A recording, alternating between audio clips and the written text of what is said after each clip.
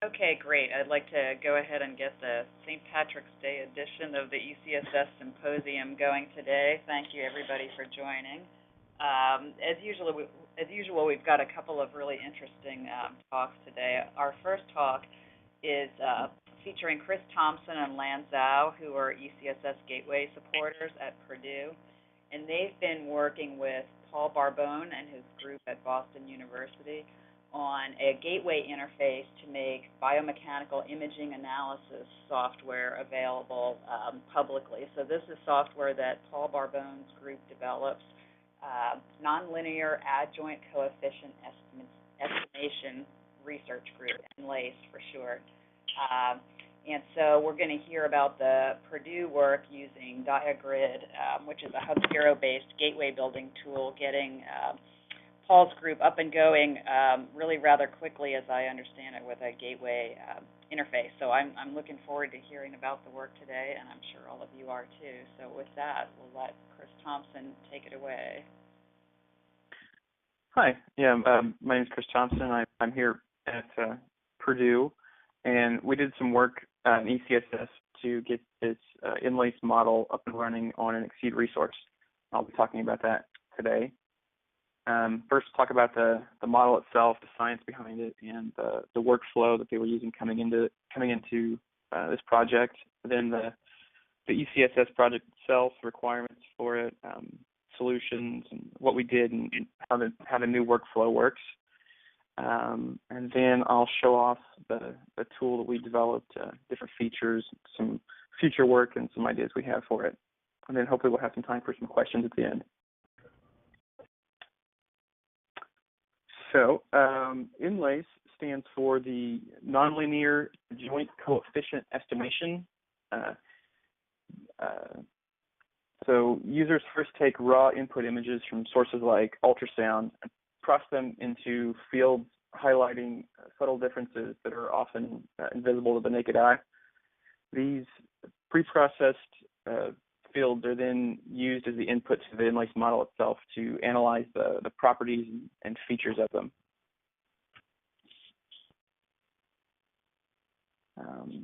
Because of a two-step process to first preprocess the raw images into these elastic modulus fields, InLace is able to work on a wide variety of inputs from a wide variety of applications without much concern for their actual origin.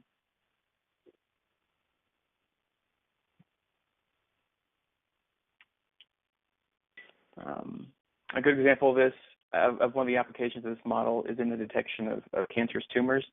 As you can see in the raw image on the left, there isn't much visible to the eye other than some shadows. After running it through the InLace model, though, there's a clear image of a carcinoma that you can see that was probably too subtle for most people to spot. Maybe a really trained doctor could notice something there, but I think most people are going to just see some shadows.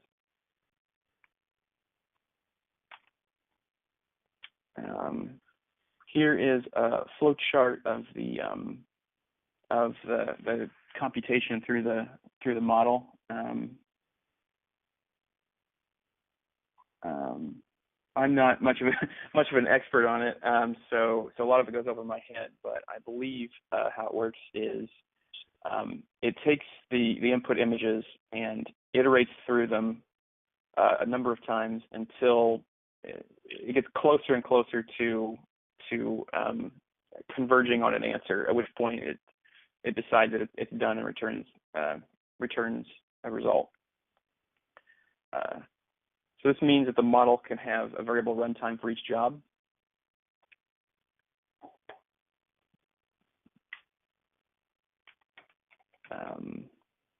What do the runtimes vary from, Chris?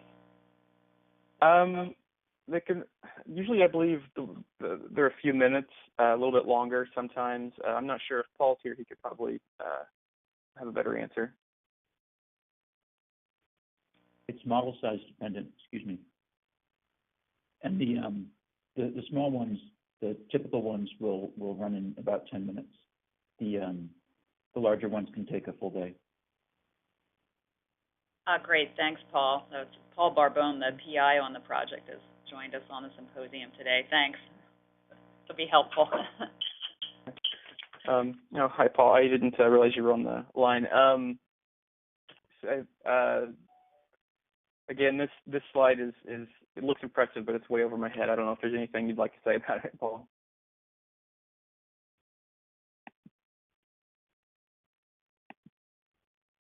You're doing great, Chris. Okay.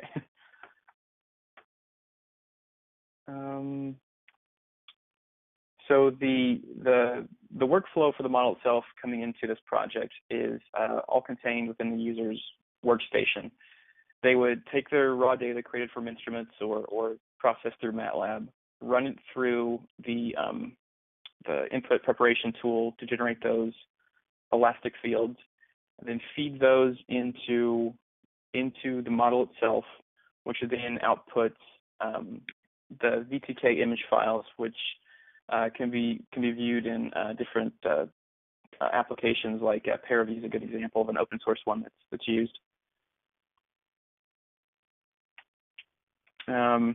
So the Inlace Research Group came to Exceed wanting to open up their work to the community and get it online so users would only have to do the preparation steps without having to install the model locally. The model runs are single jobs that have the potential for large memory use, and the allocation committee awarded them compute time on Gordon to go along with that. So the ECSS request needed to make sure to use this Gordon allocation. And they were also looking for something that would be easy to maintain in the future after the ECSS project was completed with limited web development resources in their team. So possible solutions would be a standalone gateway. The pros of that would be, complete independence to build gateways you see fit. But of course, then the cons for that are you have to host it, you have to maintain and upkeep it, you need a web developer. Other solutions would be an application hosting gateway. The pros of that are no admin or maintenance for the PIs, no web development for the PIs, and the downside being that if you deploy a tool to the website, you don't control the website. But with a gateway that hosts applications, that's mitigated by the fact that you still have your tool and you're free to take it to another place. You're not locked into using that particular gateway. So having a lot of expertise with Hub0 sites here at Purdue, that's what we recommended, and we have one called Digrid that has done really well with applications like Inlace. It originally started as a portal for sending HT Condor jobs to wasted spare cycles on the computing resources around campus and in a Condor pool network of other institutions. Since then, though, it's expanded to running jobs directly on resources, and several tools in Digrid already connect to Exceed computing resources to schedule jobs. Some of the features that come along with this, if any of you are familiar with Hub0 sites, there's a lot of community features, ability to host documentation, files, input files, other types of files, and share those. You can have group discussions, group management. There's features for letting users submit support tickets for issues with your application. And there's no web admin or hosting required by the PI. So applications that are deployed to a Hub0 site run inside of an embedded VM window that's shown directly in the web page, sort of like VNC.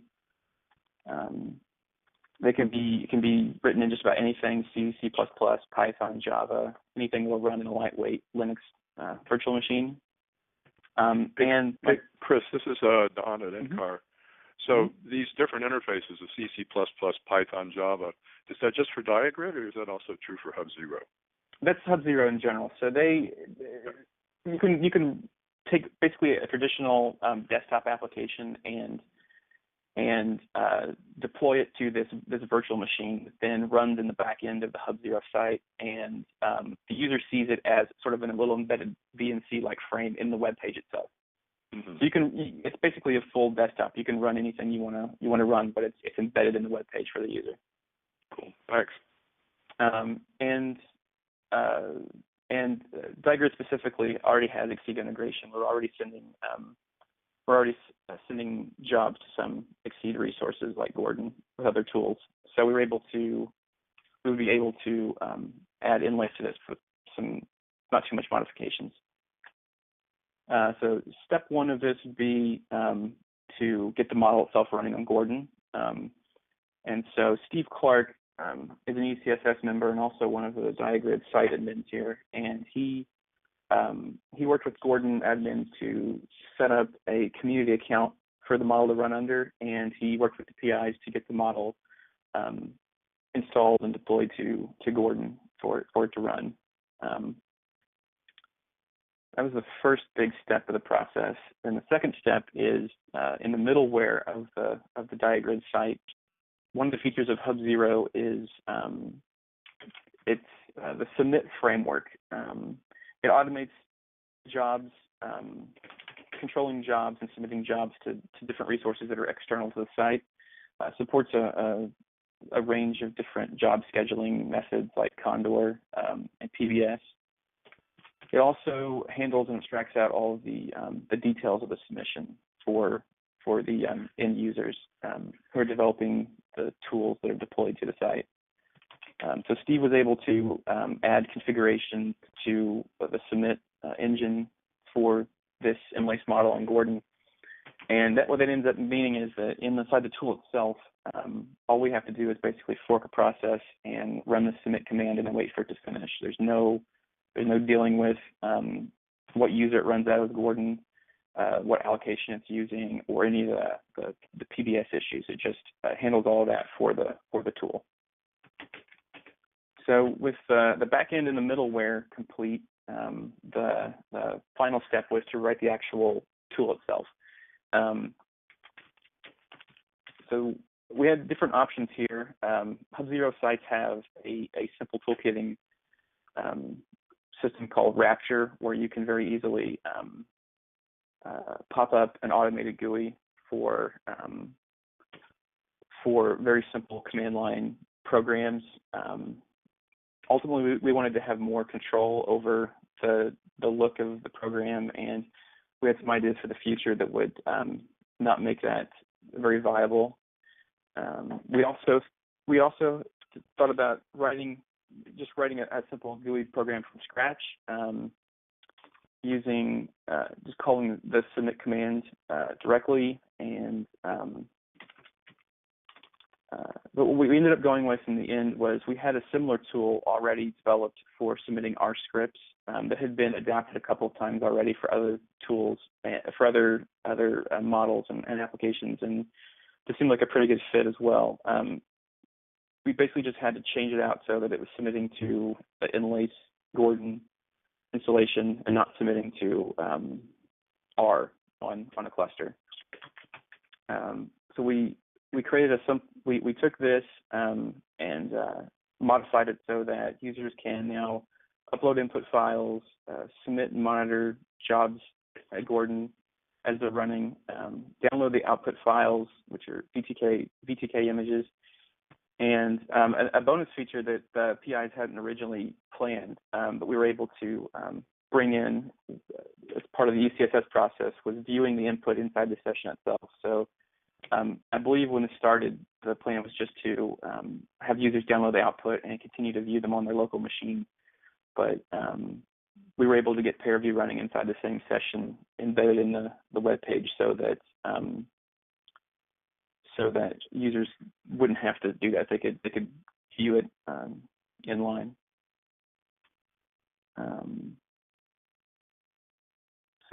As I mentioned, this is all deployed to a VNC-like VM that's embedded into the web page, which means that users don't have to actually download the model. They don't have to set up anything.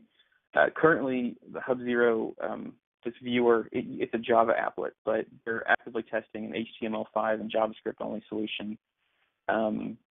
So pretty soon, even that requirement will be gone. They'll just need a semi-modern browser. And I tested this the other day, even from an iPad, and it was working fairly well. I think there's some control issues as far as dragging your finger around how it drags the mouse, but I could have been using it wrong. But anyway, it's even the simple requirement of just having a Java support is soon going to be removed as well. So users will just need a web browser.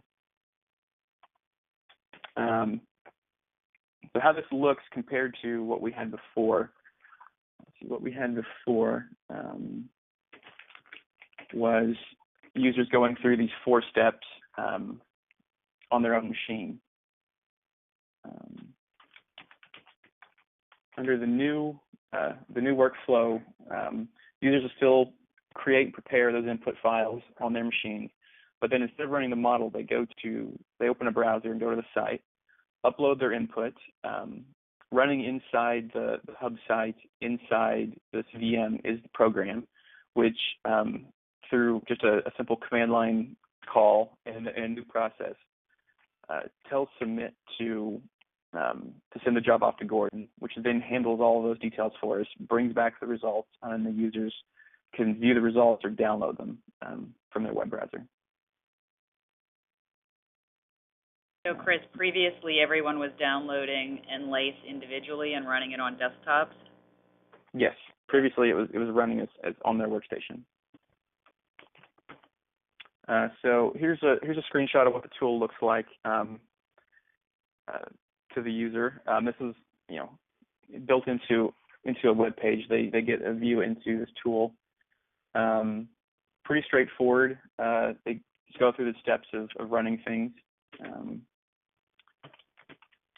First step is they would upload their input, and that pops open a little pop-up in their browser asking them to pick a file on their hard drive, or they have the option, if they've already staged it onto their home directory in the back end of Hub Zero, they can access it there as well. Then they would configure their job. Now, one of the nice things about the Enlace model is that the preparation step holds most of the configuration values already, so there really isn't a whole lot here for us to change. If the user had picked multiple input files, they can select which one they want to use here, and they can give a wall time for Gordon if they know that a job's going to run short or long. And there's also the ability to email them whenever the job is finished if they have a long-running job. Then they just click the submit button. It sends the job off to Gordon, runs it. They get the results back. Then they can elect to view the output, which opens ParaView, the open source VTK image viewer, directly in the same session embedded in the web page. Or they can choose to download it to their local machine. So I can show this off real quick. I have this staged here on here in Firefox. So if you go to the Hub site, when you log in, you get taken to this dashboard page that gives you access to all the tools you have published, other things like messages, tickets, ways to write your own tools. Users can land on a page here created for this tool where they have an idea of what it's about, any references to citations that use it. They can pose questions about the tool that they want the developers or the PIs to answer. They can add in. They can be a list of citations where it's been cited in works.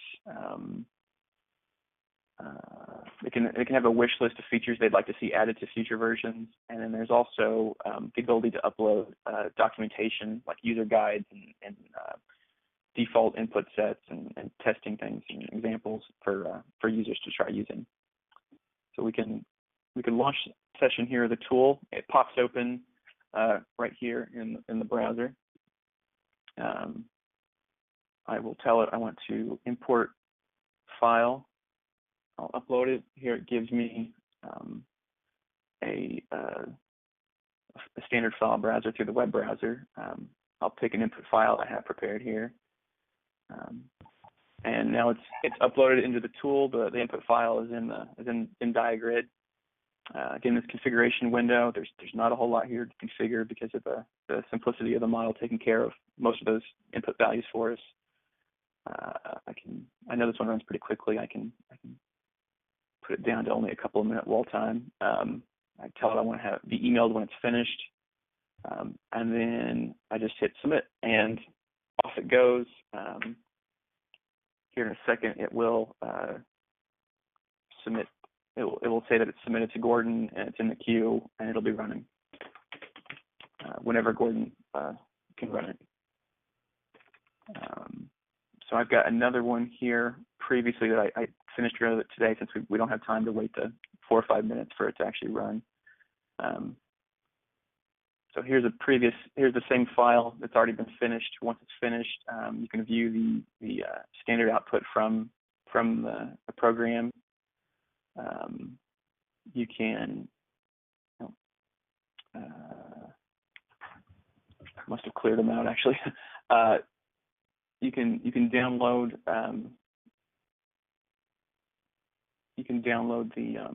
the output from it. I think I actually cleared it out by mistake. So and the joys of doing a live demo. But you can see how it would have worked as far as being able to view the images in line and download them. You can get the idea. Hey, Chris, this is Don again. Great presentation. I noticed somewhere along the way, I briefly saw a little sentence that said this tool is closed source. Was that Inlice? Excuse me, or what was that Diagrid? That's currently right now Diagrid as we had sort of the development process. I'd like to open it source it. I don't think there's any reason not to. We didn't want to put it out there until it was actually running and ready. But that's just a switch we flip basically from closed source to open source. And there's no reason why it shouldn't be. As far as the model itself, I don't know. I can't speak to that. But for the Diagrid tool, that's easily open sourceable.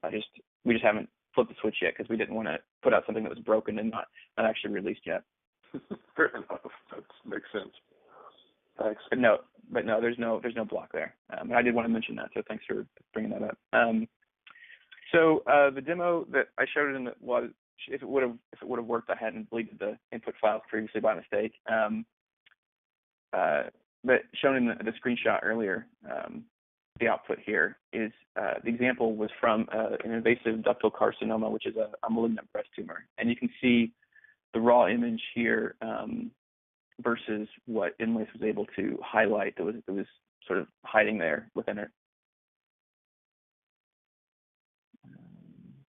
So moving forward, future work for either the PIs after the process is over, after the ECSS project is over, or perhaps for a new ECSS project,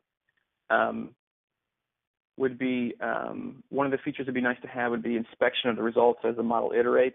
One of the things we talked about was that the model run can be kind of long.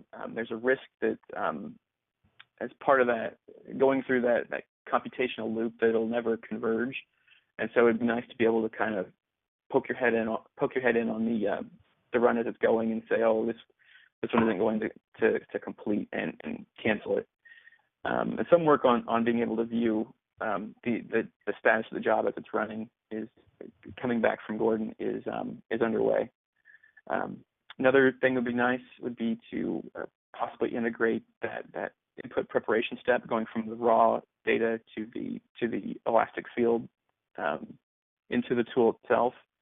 The biggest hurdle of that is that it's written in MATLAB, so there's licensing issues. So there's possible to rewrite that into an alternative than MATLAB, be able to possibly use the MATLAB compiler to deploy the executable version, which gets around a lot of those licensing issues.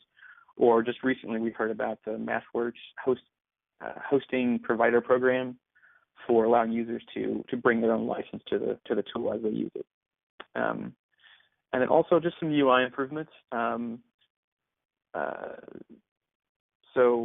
More complex file browser, being able to go back and browse through previous files more easily, or be able to share between users. But those kinds of things, the UI things, one of the nice features about this being a traditional desktop tool written in Python is it's very flexible, very straightforward, and easy for anyone, including the PI with limited development resources to change. So To get the word out about the tool, we'd like to submit a paper to the Exceed conference in July, focusing on the ECSS efforts. We'd also like to get an article in the newsletter. We think this is a good project that shows off work between a lot of different organizations. We have PIs in Boston and Rensselaer. We have ECSS team members here in Purdue, and then also it's running on a resource that's in San Diego. So there's a lot of different groups involved in this one project. Also, the PIs are going to be presenting their work at some conferences upcoming, where they said that they'll be mentioning the tool. And we think this is a reproducible success story. There's a lot of smaller tools that don't really need to have a full gateway stood up, but could make use of an application hosting gateway that gives them a lot of the features of being online without the maintenance or upkeep or development needed for that. Just to simply get their model online and running. Although the Hub0 framework can actually handle some pretty complex models as well, but it works really great with these small, straightforward ones as well. These projects that are pretty easy to get up and running. You just have to build a GUI for them and attach a few processes in the back end, and you're up and running. It's a low barrier to get started and to maintain and improve over time. And the Submit framework that's part of Hub0 is easily adaptable to other computing resources. The team involved here, we had researchers from the PIs from Boston and Rensselaer, Paul and Tom and Assad and Constance, and then from the ECSS side of things was Landon, myself, and Steve here at Purdue. That's all I have, so I don't know if there's any questions. Chris, thank you very much for an outstanding talk. That was that was terrific. Very, very clear, highlighted some really excellent work, and I really like the reproducibility aspect. I've got a few questions, but before I jump in, let me see if anyone else on the line has a question for Chris. Hi. Nancy, I do, but I think it's your turn. Okay, let whoever else was, I think that was maybe Mona jumping in. So Mona and then Don and then me. Hi, Chris. Hi. Thank you for the presentation, and this is very interesting.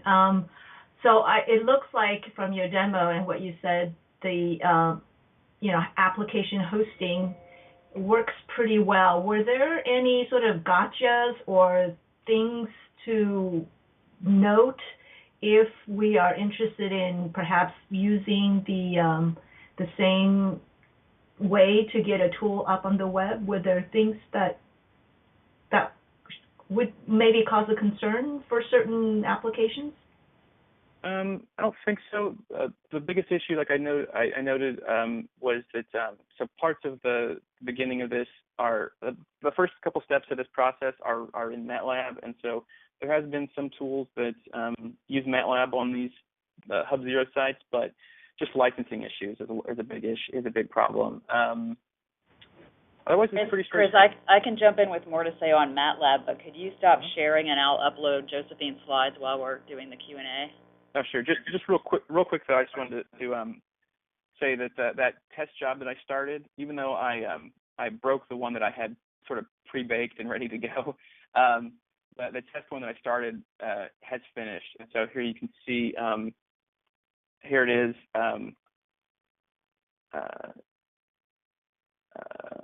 You can see where you can view the results here in the session, and then also I can download them here to my machine, and then, or if I want to view them myself locally offline, I can do the same as well. So anyway, that's it. I can stop sharing now.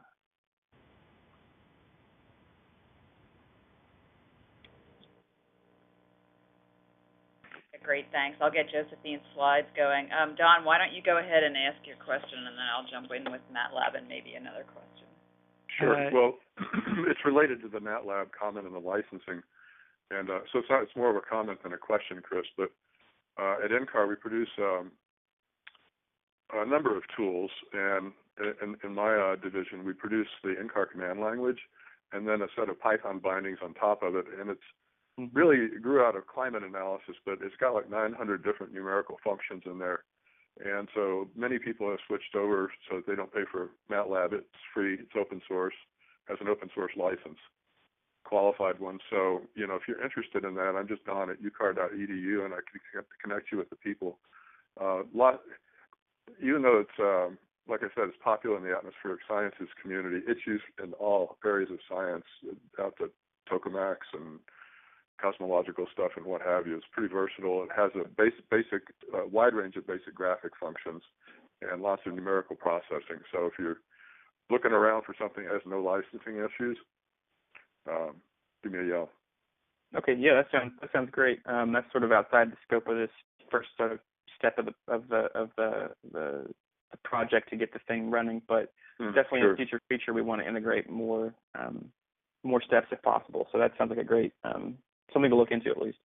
Yeah, good. And again, really nice presentation. Thanks. Question. This is Don Krieger. Actually, I have two questions. How do you control how much of Gordon a job gets? I know that it's naive, but and the other one is that virtual environment that you're running in. What's missing from that? Like, can an external machine connect to that other than through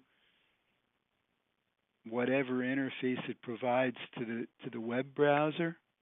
Sure. The web browser interface is very much basically like VNC. There is some sessions can be you can SSH into them. I'm not sure if that's turned on by default for most of them because there's security issues and policy things, but it is possible. I have SSH'd into them before and it works fine.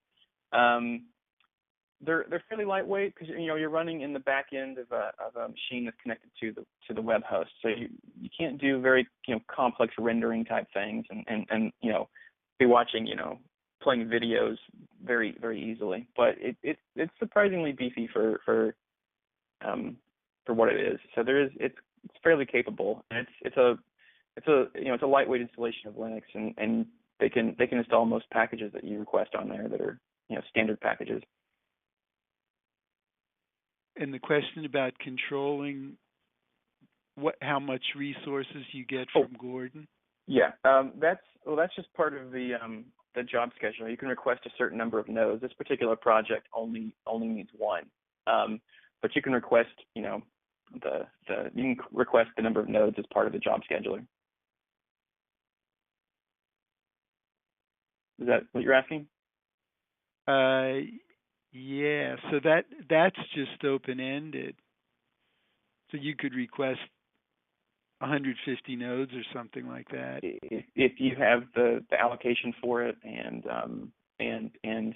you're submitting to a job queue that allows you to do so, yeah. But the user has to have their own allocation. This runs as a community thing. So all the jobs are submitted to the same account as a community user to the same queue. So in this particular instance, those details are all hidden from the user. As part of the tool development. Thanks. Mm-hmm. Yeah, thanks. I think we'll move on to the next presentation. On the symposium website, we have the presenter. There's contact information links for the presenter, so folks can follow up with Chris with additional questions afterwards. Also, the recording of this presentation today will be linked up there also, and the slides will be available. So, okay, great. So with that, I wanted to introduce our next speaker, Josephine Palencia from the Pittsburgh Supercomputing Center. So Josephine and Alex have worked to support Carnegie Mellon University bioinformatics students, about 30 of them, in classes where they're doing real-time next-generation sequencing using Exceed resources. So Josephine's going to talk to us some about what they had to do to enable this. So system setup and scaling preparations, tools for the workflow, and lessons learned from this classroom. So with that, I will be advancing the slides for Josephine. So just let me know with the next slide, and that should work just fine.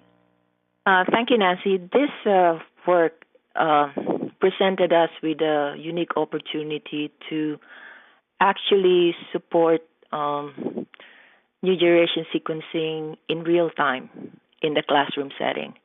So with all the constraints, we wanted to know if we could be successful in the scaling, in making sure that all the jobs are completed when the students submit them within the time constraints of the class. Next slide. There were so many people involved in this project. Alex was the biggest partner. He helped with the tools. Phil Blood, Sergio, Rob Light helped with the authentication for user accounts, log in and log out. Brian Johansson is the system administrator who helped us in the actual class session when jobs were being submitted by the students to Blacklight. And Joel McManus is the professor from CMU whom we supported. Next, please. In this talk, I will describe the Galaxy system setup. We just use VMs. One of the requirements of Galaxy is a shared file system. I'll talk about how we took care of the authentication of the accounts, how the accounts was managed, how the students are able to submit remote jobs to Blacklight, how we handled scaling and load balancing when you have 30 or 50 students submitting jobs simultaneously at the same time, and they all have to finish within the time constraint. We wanted to make sure that the VM will not crash or it will not be a bottleneck. And then I'll describe the tools and the workflow in the class that was used, the preparation that we had to do prior to actual class. We wanted to make sure we simulated the whole thing so we could foresee and prevent any problems that might come up, and describe what actually happened during the class session, and talk about some of the modifications that can be done in order to make this possible. As you know, Galaxy is a very nice open source web-based platform where you can do repeatable bioinformatics research. The goal is to have the users submit to a lightweight Galaxy VM and be able to submit all jobs to the compute nodes in Exceed like Blacklight without much modification on Blacklight itself. The next one, please. Okay, Joel McManus is the co-director for the computational biology program. He wanted to introduce 56 of his students to computational molecular biology. They wanted to do exome sequencing of chromosome 20 for human. He gave us a full workflow. There was a lot of modifications in that. As you can see, the 56 students are all spread out. There were 4 consecutive classes. There's an overlap of maybe 30 students during some time frame, and that kind of helped us decide how many blades that we needed to reserve for Blacklight. So even if the students were 56, at one time, the maximum students who we thought will be submitting jobs will be 30. So students will be submitting their remote jobs to Blacklight from a VM. The whole class started from 8:30 in the morning until almost 4 o'clock in the afternoon. Next, please. The Galaxy system at PSC is essentially a farm of VMs, very minimal resource. It's very lightweight. The Zen VMs, for instance, only had 4 cores, 4 gig, and a 10 gigabit disk partition. The Galaxy software itself was put on NFS file system, which is visible to Galaxy, the file system, as well as all the compute nodes. And I sort of separated the database itself and the reference files to be put on the Lustre file system because these are bigger files. In the Galaxy software, the most important directories containing the relevant files are the tools, tool data, and tool dependencies. The tools contain all the XML wrappers, and these are the interfaces for the actual tool. The tool data contains the log files that is pointing to the reference files data for the sequencing. The tool dependencies is very important. That's where you set the environment, for example, module load for each of the tool. Each of the tool will have their own environments.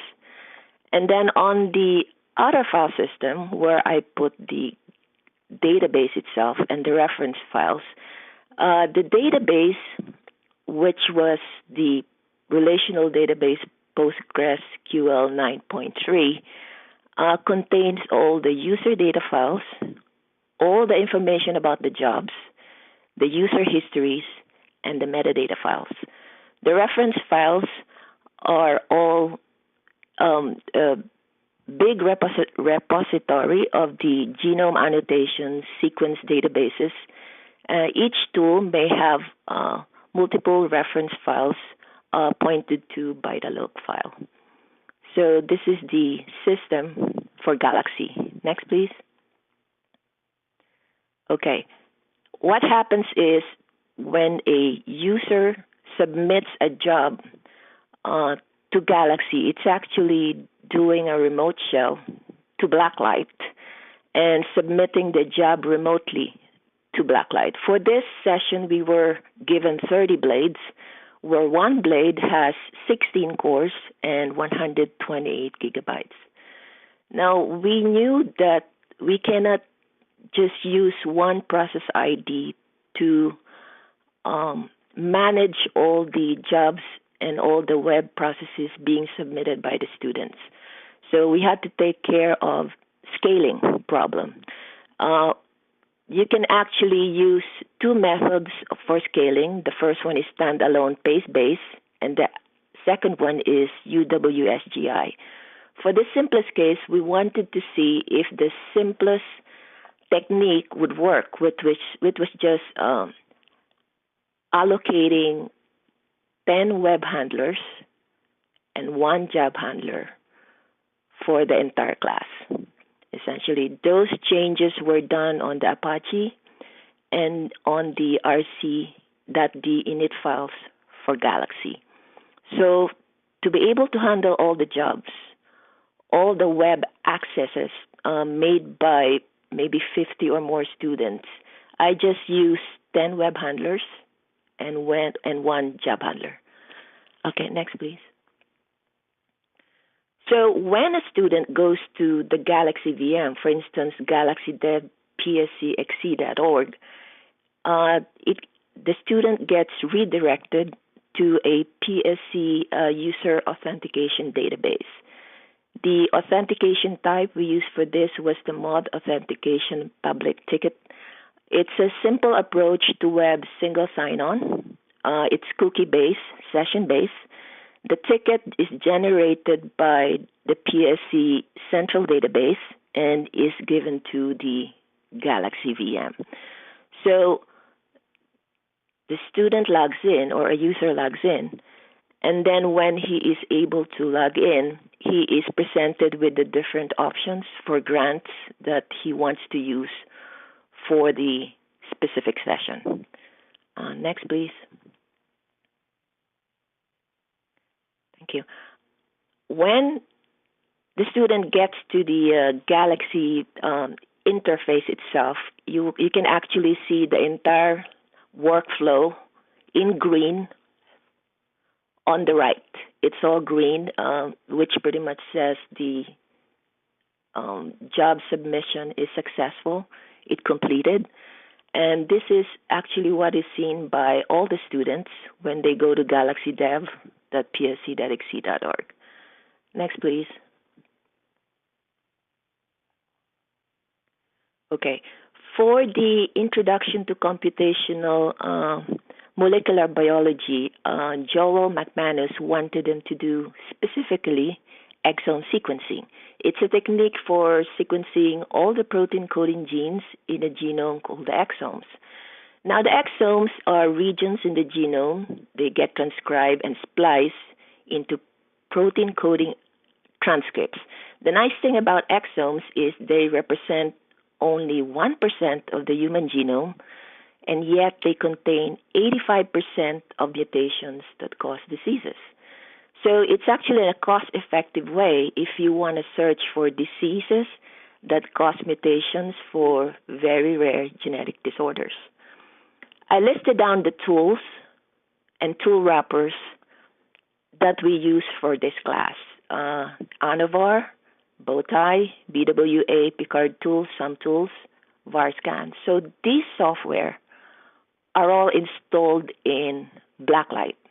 You have to have an XML wrapper to be able to specify which versions you want to use, what are the input data that you are going to use for each tool.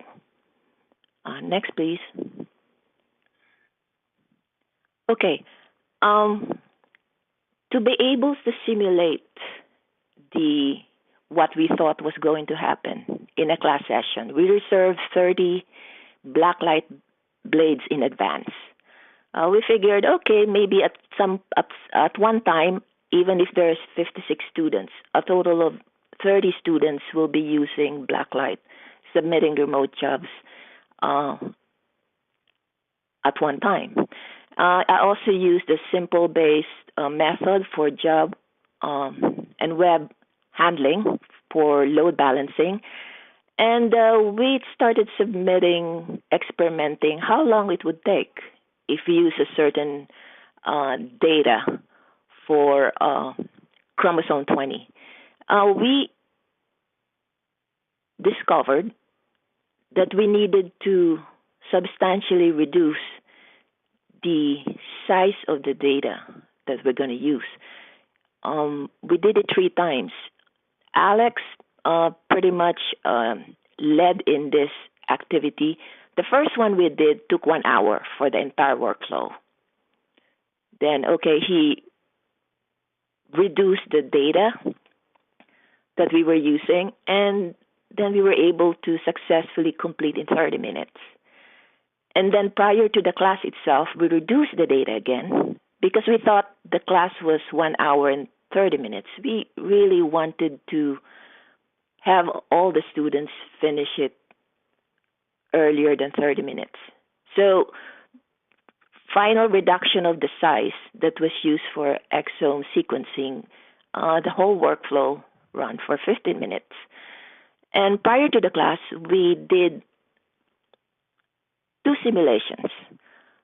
We submitted 50 workflows to Blacklight, and then we observe if the VM is not going to crash or there's going to be some bottleneck or everything's going to freeze or the file system will have some problems. And we didn't see any of that problems. Actually, for the 2 simulations, in preparation for the class, the scaling and the load balancing went really well, even with just 10 web handlers and 1 job handler. And they all finished within the time allotted.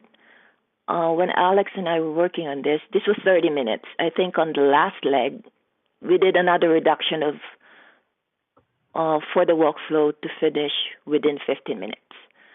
Next, please. Okay, so this is what actually happened. So the 15-minute workflows for each of the students actually took 45 minutes to 1 hour. You have to remember that we are using a shared file system along with all the other users of Blacklight. So you cannot really predict what's happening in the IO, the Luster IO, while the class is ongoing. That's actually a good lesson. If you're going to do a class session with time constraint, it's best to use some dedicated file system. But that's an issue in itself, because if you're going to use a dedicated file system, then you have to have that visible among all the database, the compute nodes, and Blacklight. So, and then we noticed that some of the students may have been too trigger happy, and they were submitting more than one workflow at one time. So we noticed there's like over 100 remote workflows were submitted, and then because of the reserved 30 blades, 30 were running and the rest were queued. But through all this, the VM was very steady. It handled all the scaling for the web and the job, and we didn't see any problems, even for a very lightweight VM. At this point, we pretty much decided that in order for a class effort for new generation sequencing or any kind of sequencing, you have to finish well ahead of the class, maybe within 5 minutes or less than 5 minutes, because what happens, the students will be waiting for the jobs to finish in 30 minutes or 1 hour before they can see the results. The problem with this, you cannot keep reducing the size of the data and still continue having meaningful results. So this is a point which still needs more work. I mean, how do you do real-time sequencing, have some exciting, meaningful results, and still stay within the time frame of the class?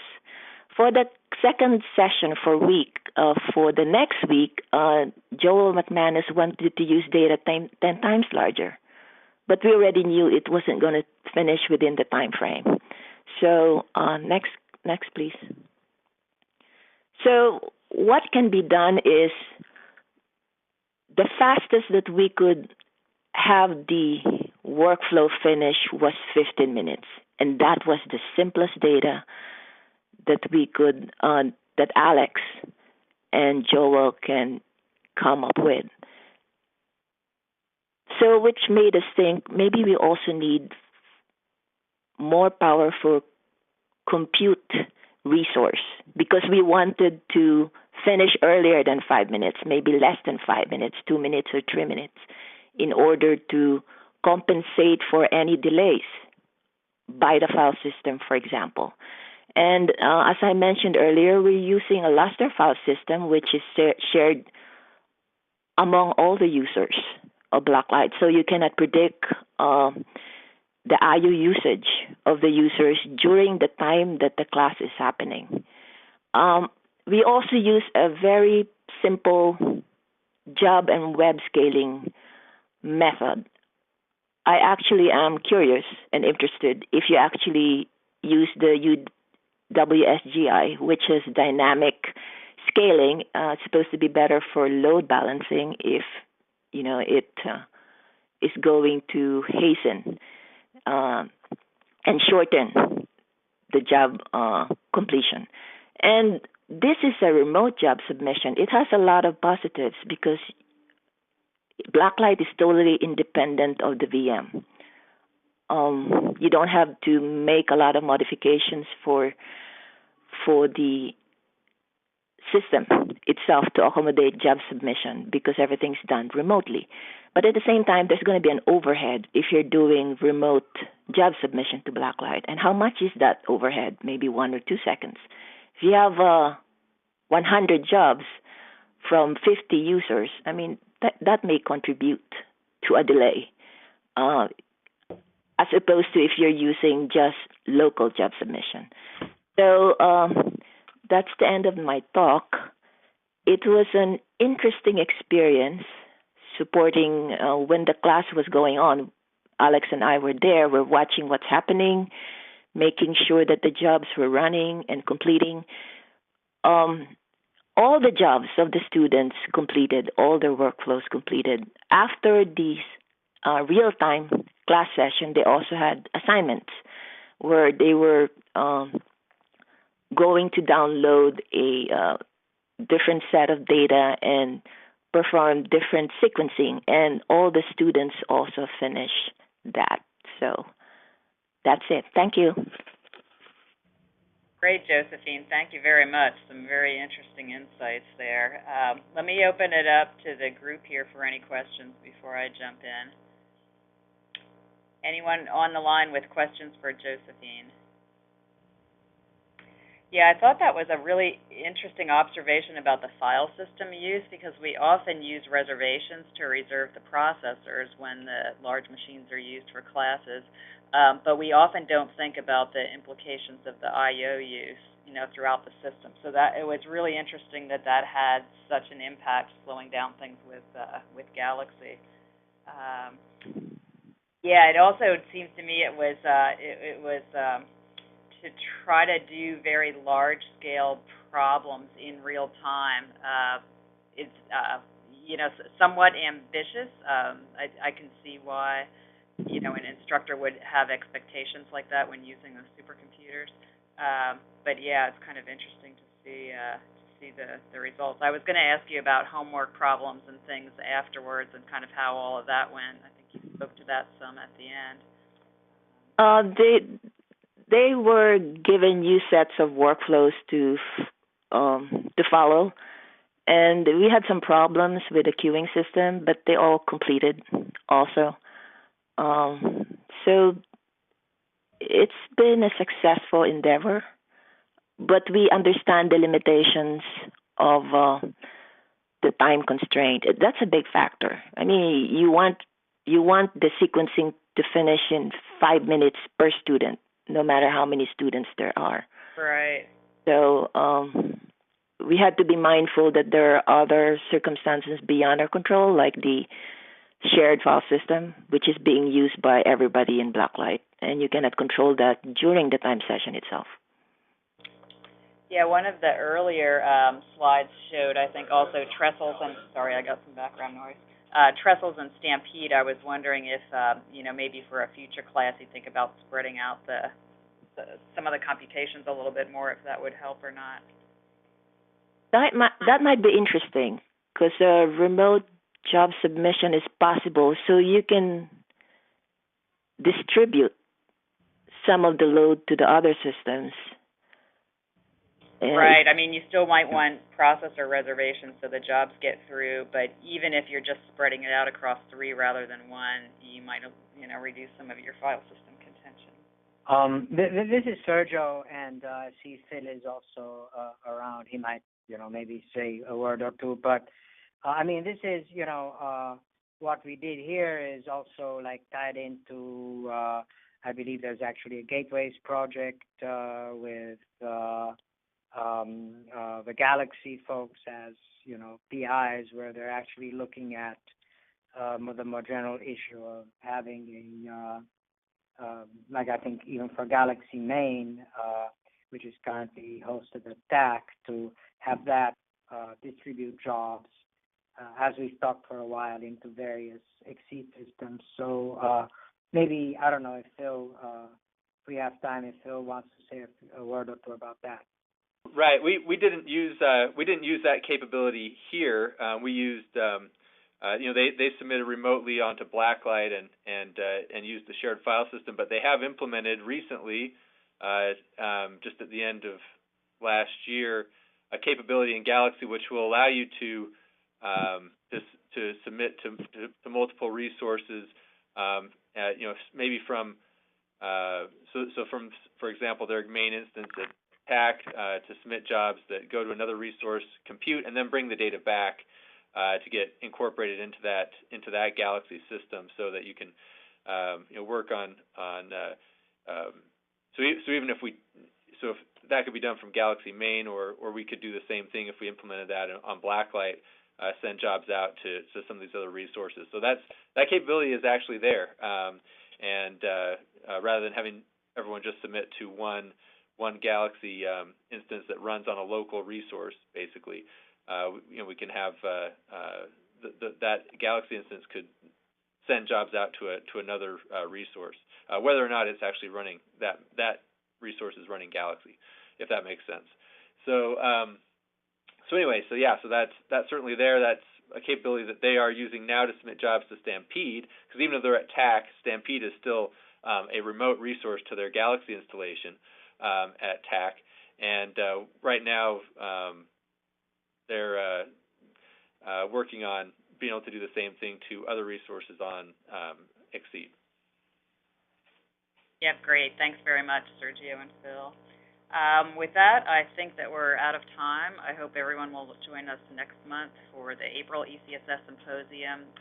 Doug James, Carlos Rosales, and I will be talking about some outcomes from the computational reproducibility workshop that was held at Exceed 14 last summer. Also want to just remind folks about Exceed 15 submissions. I believe they're due at the end of this month. You might want to check the webpage for deadlines there. Yeah, March 30. March 30, is that right? For papers and tutorials. Yep, great. Thanks, Sergio. Okay, thanks everyone for joining, and thanks especially to our presenters for their preparation and for some very fine talks today. Thank you very much. Yep, bye everyone. Thank you.